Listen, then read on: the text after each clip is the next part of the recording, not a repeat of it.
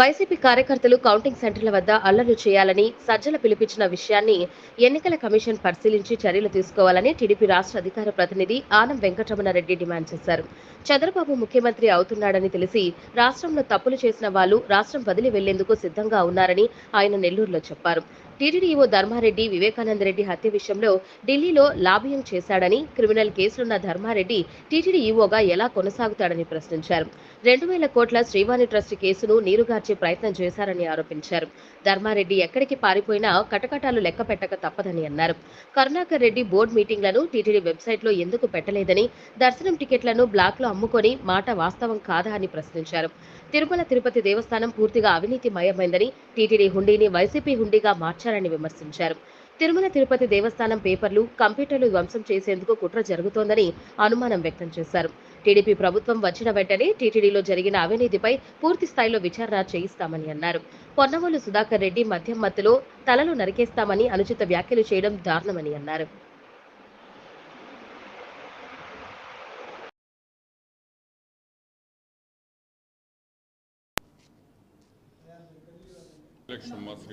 Right roll. అందరికీ నమస్కారం, very good morning. కరెక్ట్గా ఐ థింక్ 5 రోజులున్నాయి. తెలుగుదేశం పార్టీ నాయకులు, కార్యకర్తలు, ఆంధ్ర రాష్ట్ర ప్రజలు రిజల్ట్స్ కోసం ఎదురు చూస్తున్నారని నాకు తెలుసు. భయపడాల్సిన అవసరం లేదు. చంద్రబాబు అనే నేను మీరు తొందరలో వినబోతున్నారని కూడా మీకు మనవి చేస్తున్నాను. బ్రహ్మాండమైన మెజారిటీతో చంద్రబాబు నాయుడు గారు గెలుస్తున్నారని తెలిసి కొంతమంది అధికారులలో వణుకు పుడుతుంది, భయపడుతున్నారు, పారిపోవాలని చూస్తున్నారు అనే విషయం మీరందరూ గ్రహించాలి.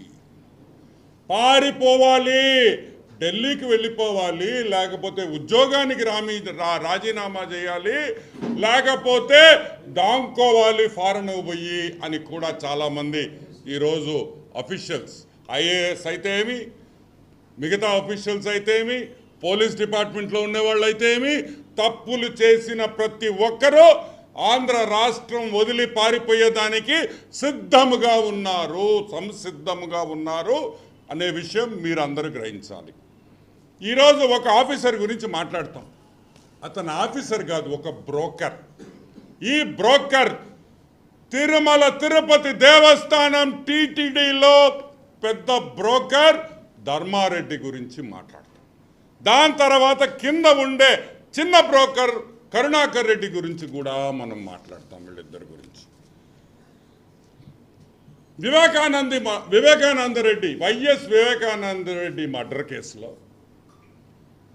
బ్రోకర్ ధర్మారెడ్డి ఢిల్లీలో హోమ్ మినిస్ట్రీలో లాబియింగ్ చేసాడా లేదా? లాబియింగ్ చేసి అవినాష్ రెడ్డిని బయటపడేదానికి ప్రయత్నాలు చేసాడా లేదా అనే విషయం మీకు చాలాసార్లు మేము మాట్లాడాము. చేశాడు చేశాడు చేశాడు అని ఈరోజు నేను చెప్పటంలా, వైఎస్ కుటుంబంలో సభ్యురాలు వైఎస్ సునీతారెడ్డి గారు చెప్తున్నారు. ఈడొక బ్రోకరు, వీడిని చూసి ఆశ్చర్యపోయాను, ఈడికేం పని ఇక్కడ అని. ఈడికేం పని ఇక్కడ అంటే వైఎస్ జగన్మోహన్ రెడ్డి వైసీపీ పార్టీకి ఒక బ్రోకర్గా, ఒక డలారీగా పనిచేసిన ధర్మారెడ్డి అని కూడా మీకు మనవి చేస్తున్నారు. ఢిల్లీలో ప్రోటోకాల్ దర్శనాలు చేయించి ఢిల్లీలో హోమ్ మినిస్ట్రీ కాడి నుంచి ఏ సెక్షన్స్ ఉన్నాయో ప్రతి సెక్షన్లో ఈరోజు జగన్మోహన్ రెడ్డిని, వైసీపీ నాయకుల్ని కాపాడేదానికి ప్రయత్నించిన ఈ ధర్మారెడ్డి టీటీడీ ఈవోగా ఎలా ఉన్నారని కూడా మేము అడుగుతున్నాం. క్రిమినల్ కేసులు ఉన్నాయి నీ మీద. ఢిల్లీలో ధర్మారెడ్డి మీద క్రిమినల్ కేసులు ఉన్నాయి, నేను బయట పెట్టా. అందరికన్నా ముందర బయట తీసిన విషయం అది, నేను తీసిందే. ఈరోజు మేము అడుగుతున్నాం, 420 దొంగ సంతకాలు, ఫార్జరీ, దొంగ సంతకాలు చేసి దొంగ ఎఫిడవిట్లు ఇచ్చిన ధర్మారెడ్డి ఈరోజు ఏపీ గవర్నమెంట్ ఎలా కొనసాగించింది అని మేము ప్రశ్నిస్తున్నాం. ఎలా కొనసాగించింది ఏపీ గవర్నమెంట్? ఒక 420 ఫోర్జరీ కేసున్న ఎదవల్ని టీటీడీ ఈవోగా మీరు పెట్టి నడిపిస్తారా? ఆ గోవిందుడి గుడికి నడిపిస్తారా ఇటువంటి వెధవల చేత అని కూడా ఈరోజు మేము ప్రశ్నిస్తున్నాం. ఇంకా పోతే pink diamond, the pink diamond, a pink డైమండ్తో హిందూ ఓట్లన్నీ మార్చేశారో 2019లో ఆ పింక్ డైమండ్ రమణ దీక్షితులు గారు స్వామివారి దగ్గర పనిచేస్తున్నారు కాబట్టి, ఆయన ఒక బ్రాహ్మణుడు కాబట్టి నేను చాలా మర్యాదగా స్వామివారు రమణ దీక్షితులు అనే పిలుస్తాను. ఆయన పింక్ డైమండ్ ఉండింది, పోయిందని దొంగలెత్తుకోబోయారని రమణ దీక్షితులు గారు చెప్పిన తర్వాత, రమణ దీక్షలు చెప్పిన తర్వాత పొట్టి సారాయి రెడ్డి, విజయసాయి రెడ్డి పొట్టాడు. ఈ సారాయి రెడ్డి ఏం చెప్పాడు? చంద్రబాబు నాయుడు బెడ్రూమ్లో ఉంది. నువ్వు దూరు చూసావు రే నువ్వు దూరు చూసా?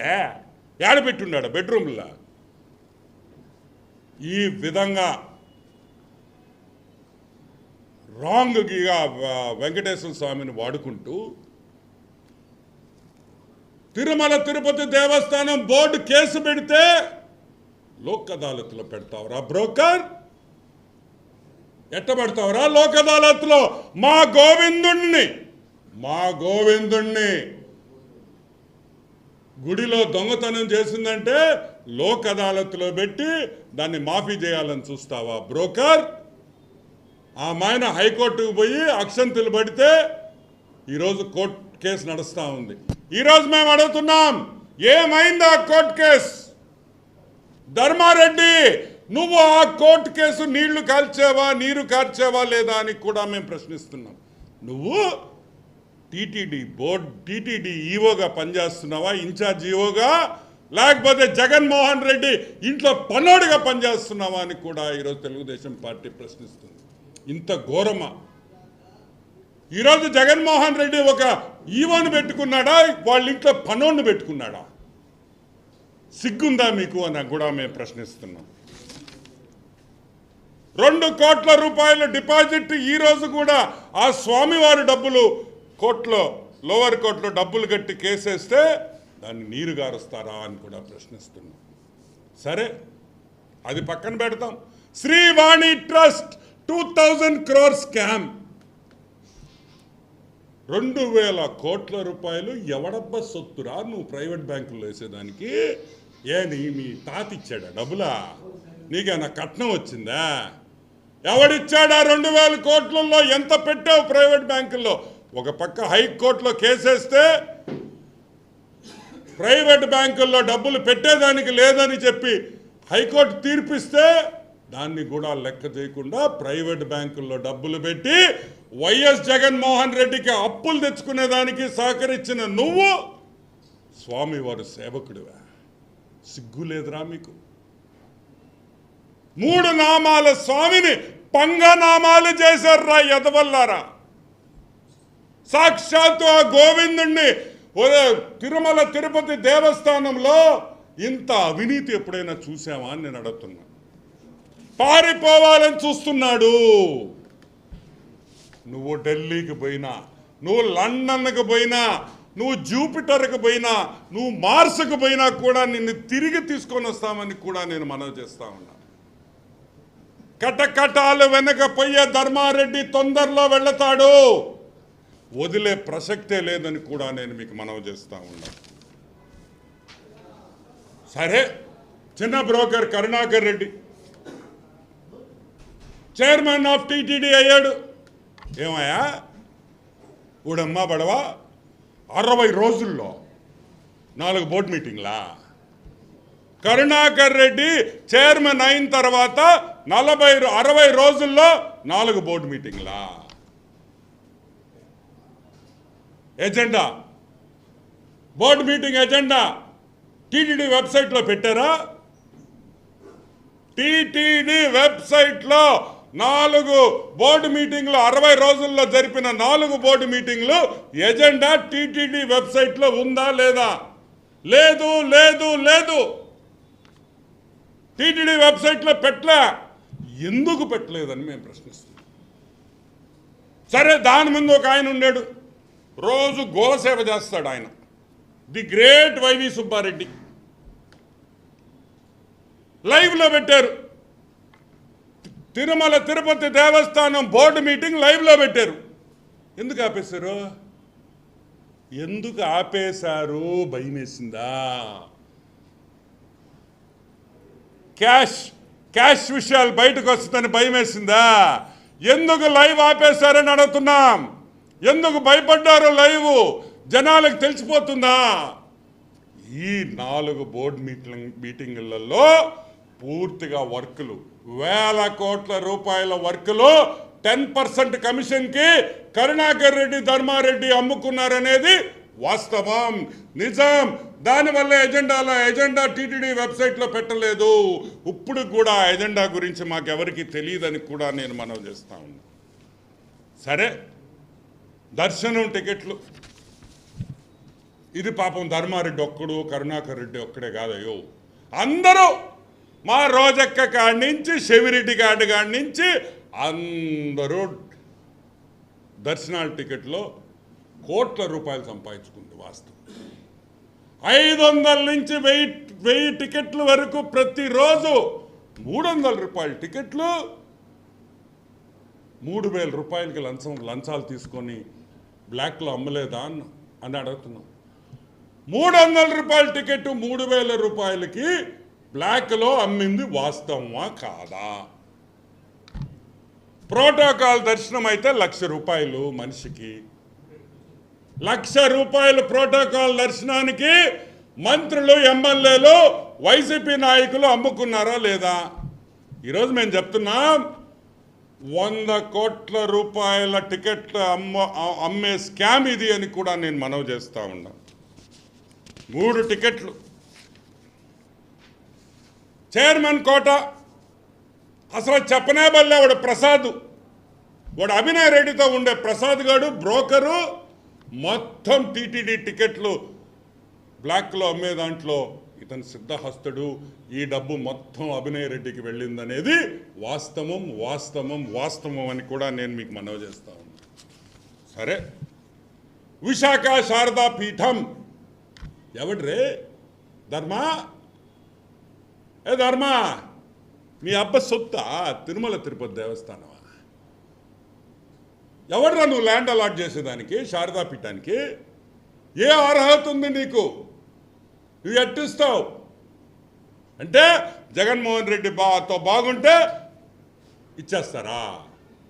అది సరిగా కట్టకపోతే మళ్ళీ హైకోర్టు చిందులేసింది మీ మీద. సిగ్గుందా? నేను అనేది ఒకటే, తిరుమల తిరుపతి దేవస్థానం పూర్తిగా అవినీతిమయం. ప్రతి ఒక్కటి డబ్బులు. తిరుపతి తిరుమల దేవస్థానం ఉండి వైసీపీ ఉండి అయిపోయింది. తిరుమల తిరుపతి దేవస్థానం ఉండి స్వామి వారిది కాదు, వైసీపీ పార్టీది, జగన్మోహన్ రెడ్డి ఉండిగా తయారైందని కూడా నేను మీకు మనవి చేస్తా ఉన్నా. ఇంకా ప్రోటోకాల్ దర్శనం ఇంకొక పాయింట్. ఈరోజు ఎలక్షన్ నోటిఫికేషన్ ఉన్నప్పుడు ఎమ్మెల్యే లెటర్లు, ఎంపీ లెటర్లు, అదేవిధంగా ప్రోటోకాల్ దర్శనం ఎవరికి ఉండదు. అవునా కదా? తరతరాలుగా ఎలక్షన్ వచ్చినప్పటి నుంచి, టీటీడీ బోర్డు నుంచి వచ్చినప్పటి నుంచి ఇది పద్ధతి. ఈరోజు మేము అడుగుతున్నాం, 5 రోజుల మీద ప్రోటోకాల్ దర్శనం ఎలా ఒప్పుకున్నావు? ఎమ్మెల్యే లెటర్లు ఎలా ఒప్పుకుంటారు? ఎలక్షన్ కమిషన్ నోటిఫికేషన్ ఉన్నప్పుడు ఈ లెటర్లు తీసుకోకూడదని మీకు తెలియదా? ఈరోజు మళ్ళీ 5 రోజుల ముందర నుంచి మళ్ళీ మొదలుపెట్టారు లెటర్లు తీసుకోవడం. అంటే మళ్ళీ అమ్మకాలు మొదలుపెట్టారు. టికెట్ అమ్మకాలు మొదలుపెట్టారు. ఆఖరి రోజుల్లో కూడా వెంకటేశ్వర స్వామిని వదిలే ప్రసక్తే లేదు. ఎంత జౌరుకోగలిగితే అంత జౌరుకుంటున్నారని కూడా నేను మీకు మనవి చేస్తున్నాను. వైఎస్ రాజశేఖర్ రెడ్డి ఎందుకు పెట్టాడో నాకు తెలియదు.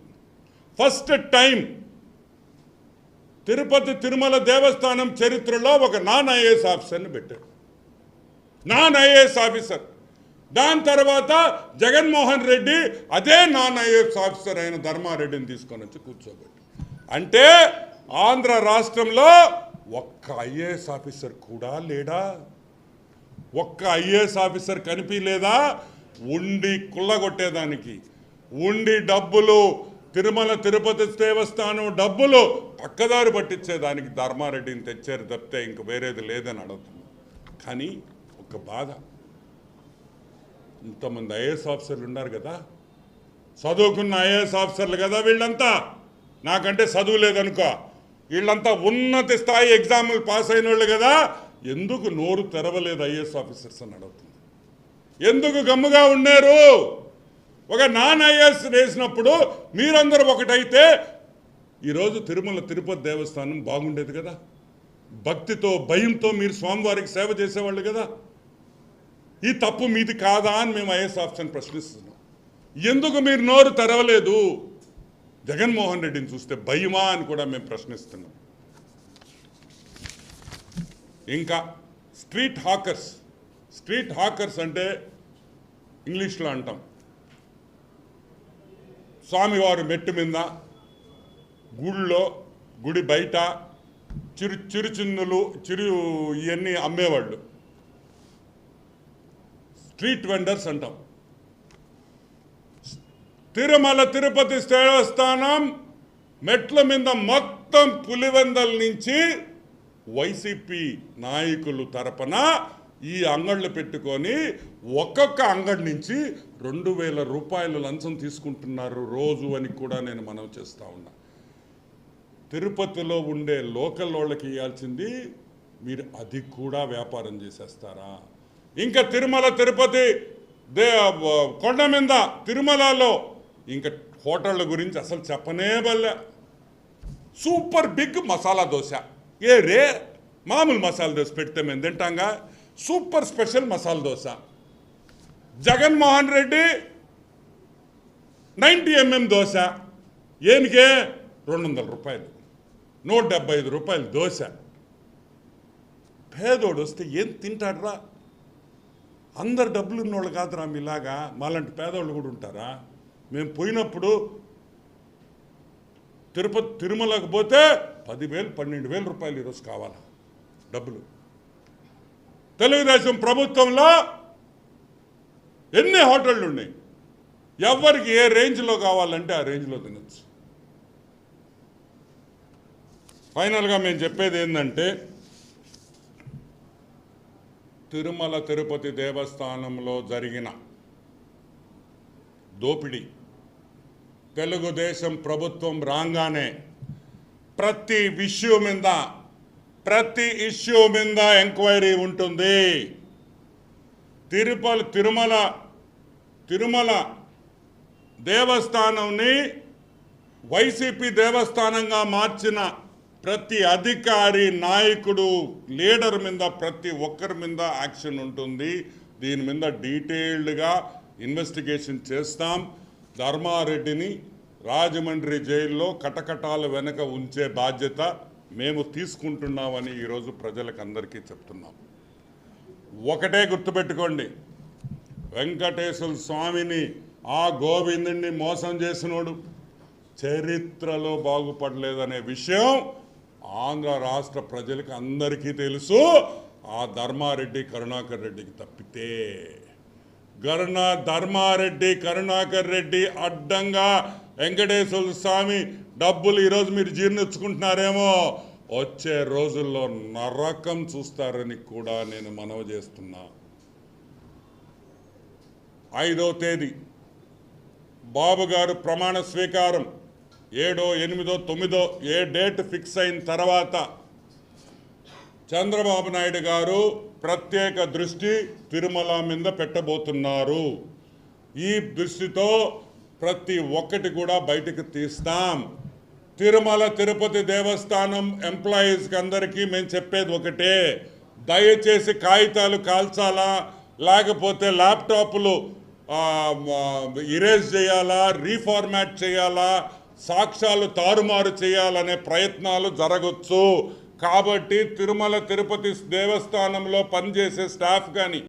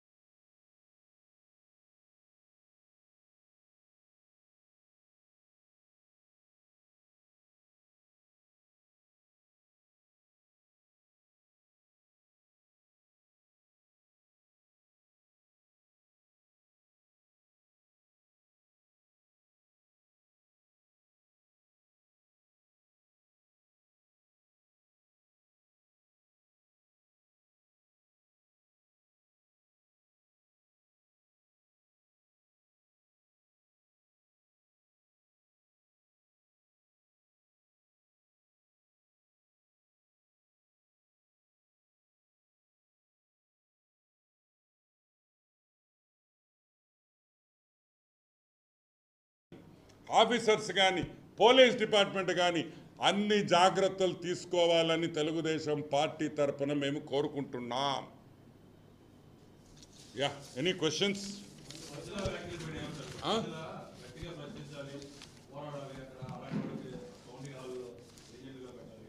కొట్టాలని కూడా అన్నట్టున్నాడా?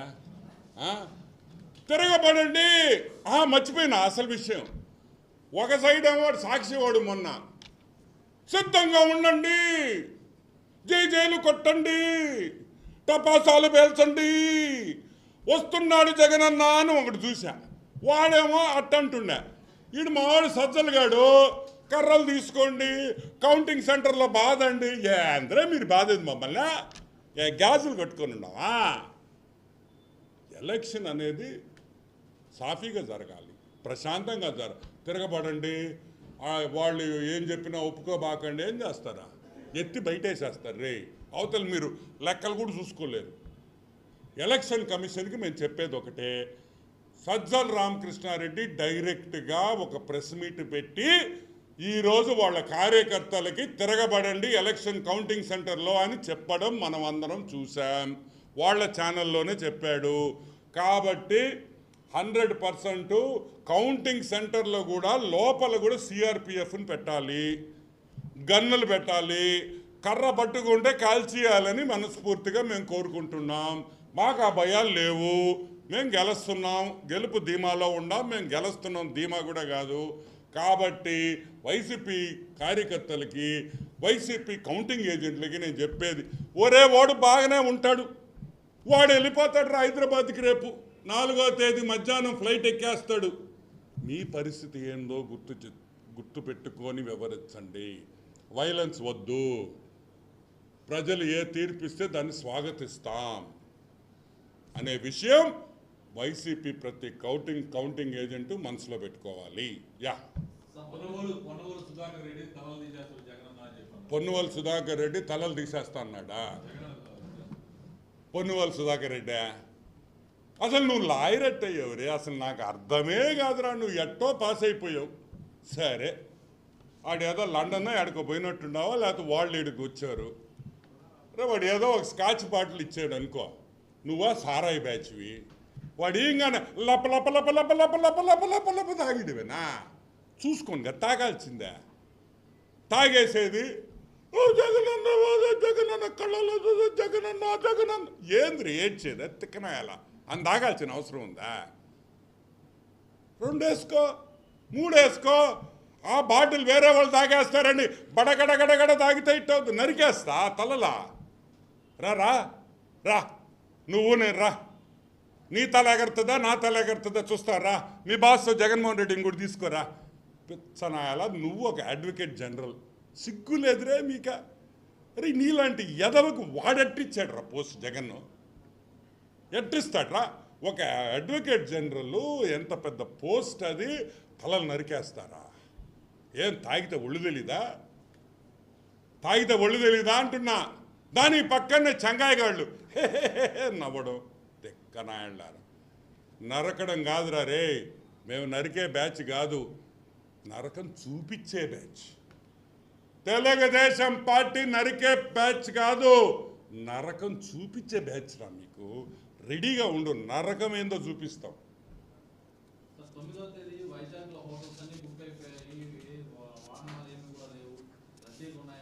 9వ తేదీ వైజాగ్ హోటల్స్ అన్నీ బుక్ అయిపోయినాయండి. అంతా బ్లాక్లో నడుస్తుంది, అది కూడా బ్లాక్ చేసేసారు, బ్లాక్ చేసి బ్లాక్ చేసేసారు. కాబట్టి దయచేసి 9వ తేదీ ఒకవేళ మీరు వైజాగ్కి వెళితే, 4వ తేదీ వెళితే మీకు 4 మధ్యాహ్నం నుంచి వాళ్ళు ఎవరు కనిపించరు. ఆడ హోటళ్ళు బుక్ కాలే, ఫ్లైట్లు 3000 4000లలో ఉన్నాయి. ఈయనంట అందరు 9వ తేదీ మొత్తం హోటల్ రూములు బుక్ చేసేసారంట. దేనికే? సిమ్ముకునే దానికే. ఇంకా Vizag to Hyderabad flight full, Vijayawada to Hyderabad full. 4వ తేదీ 12 గంటల నుంచి హైదరాబాద్కి డ్రాపు 10,000 రూపాయలు వైసీపీ నాయకులకి. ఒక్కొక్కడు బ్యాగ్ సర్దుకొని లగిత్తి లగిత్తి లగిత్తి, ఒకవేళ బస్సు ఫుల్ ఉన్నా కూడా ఇట లాక్కొని ఇట ట్రైన్లాగా